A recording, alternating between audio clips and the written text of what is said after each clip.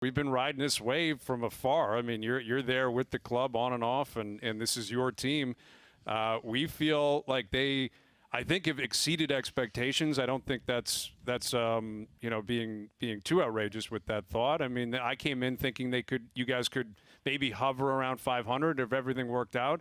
But I've been so impressed with your club. You guys have overcome a lot of hurdles and injuries, and yet you're plugging along. How do you feel about the team overall so far?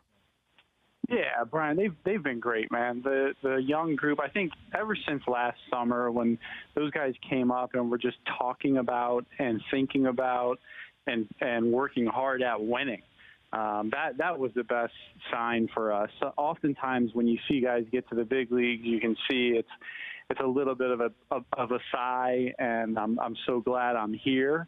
And it takes a little bit of time, but to see how Bo transitioned, the intensity around Vlad, how Cavan transitioned, and now coupled with the improvements of Teoscar, the strides that Randall Grichuk has made, and then having a lot more pitching depth to complement it with, it's been encouraging. I mean, it really has to see this young group come together, and we've been missing Bo now for a couple of weeks, obviously, but it's been a lot of fun to be around these guys. Ultimately, it is not about fun; it's about winning. But when you are winning, it is a heck of a lot more fun, and we feel very good about the group. We came into the season more focused on the bats, I think, because of those young guys you were talking about with Bichette and Vladdy and Biggio, et cetera. Yet, your numbers statistically league-wide, you're about, middle of the pack in a lot of the important statistics. But it's your arms that have been off the charts, your bullpen in particular. And admittedly, we weren't spending a ton of time talking about A.J. Cole and Hatch and Romano and Dolis and Bass, but their numbers have been really, really off the charts. How do you build a bullpen in terms of expectations? I mean, there's so much turnover. It can be so fluid year in, year out. What were you hoping to see out of your bullpen, and how do you feel about the way this has all played out, especially with Giles being injured? Yeah, it's really at the start when we when things were shut down, we were excited about how we were built to put our pitchers in good positions to have success, and thus our team in a better position because of our depth. And the names you've mentioned, Anthony Kay as well, Ryan Barucki as well. Merriweather lately has been great. Yeah, Julian's been awesome. So, because of that depth, and there's a couple of other arms that we hope we don't need to see, but feel like we have other arms. Sean Reed-Foley's made tremendous progress. So having that depth is what we were excited about, and Charlie and Pete Walker have done an incredible job of putting those guys in position, because every night you guys see it. It's not a traditional night, and we're making several moves with our pitchers, and there's so much work that goes into that prior to each game to ensure that we're optimizing those opportunities that we have with them. So, how we managed the expectation of where it would be was we were confident that we were going to have guys get better, and we were excited about some of the acquisitions, some of the guys returning. But mostly we were excited about that young pitching and the opportunity to see them. And now we're going to be, again, adding more depth as we have Nate Pearson come back and Shoemaker come back. We're hopeful Romano will be back this year. And that will complement the group that's throwing the ball well now.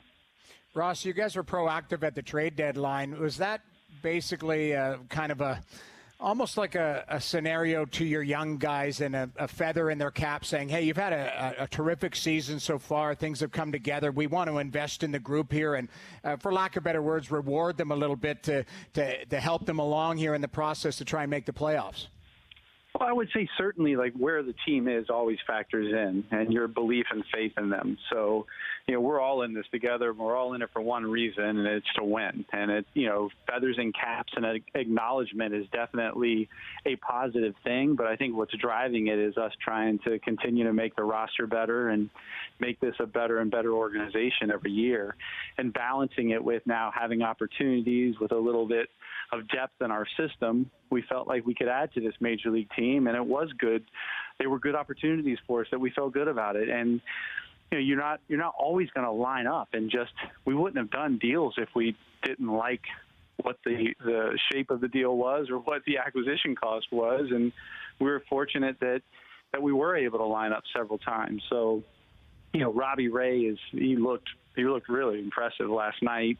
I'm excited about seeing Ross Stripling, excited about VR and the impact that he could have, his versatility. And Taiwan was exceptional. They've all been, just transitioned well. So, really has felt like good compliments to this team. With Ross Atkins, the GM of the Blue Jays, the Jays back in action tonight down in Miami. You chose not to address your catcher position. And chose may not be the word. I mean, not everything's available for you. But you got two young guys. Their production has not been great at the plate. Take us through that thought process in terms of sticking with your two young guys behind the plate. I know you've got Kirk up now on the taxi squad. But was that a position you were at least contemplating addressing at some point? Yeah, I mean, to all of those points, I think it's kind of well stated in your questions. One of the hard things is when you have some catching depth, and albeit you're right that we have underperformed at that position at the major leagues. I think first and foremost it starts with we believe those guys are going to be better. And I'm confident they both will be. So that was the initial point. Having depth at that position in our organization makes it a little bit harder to go out and acquire at that position unless you're trading from that area. So it made it a little bit more challenging for us. It's not something we always have to consider opportunities like that. And your question's a good one. You have to look at the team in every possible way to make it better. We did work through that and talk about it, but then ultimately it comes back to us believing in Jano and believing in Reese and believing in the depth behind him. Well, I guess, take us through this, Ross, in terms of the taxi squad, in terms of like the COVID season, how accessible players are. You've got Alejandro Kirk now on the taxi squad. Could he potentially play for you? Like, how does this work moving forward? Yeah, I mean, it doesn't. It's not too different from you just would select them to your roster. The difference is that you're carrying those individuals with your team, and Caleb Joseph is also with the team. So it is unique in that you could just make the decision with that person being with the group, and there is no movement. The downside is that in some cases they haven't been in the same level of competition. Alejandro Kirk has been for some time now. We've not the major league level, but very good caliber, facing our pitching down or across the way in Rochester and in regular game activity. He is someone that we have to consider. We have to talk about it. It's unique in that he would have been playing in AA and potentially in AAA, and now he's just competing with that caliber of talent. But it's not quite the same as it would have been had he been in at our affiliate level. So it's a tough process to work through. It is a different process that we are working through this year because you just don't have the access to the same information that you're accustomed to. But we'll consider there could be external alternatives. There could be guys that could still be acquirable on waivers. There still could be, other factors that we can consider. But first and foremost, right now we're focused on Jano and Reese getting better.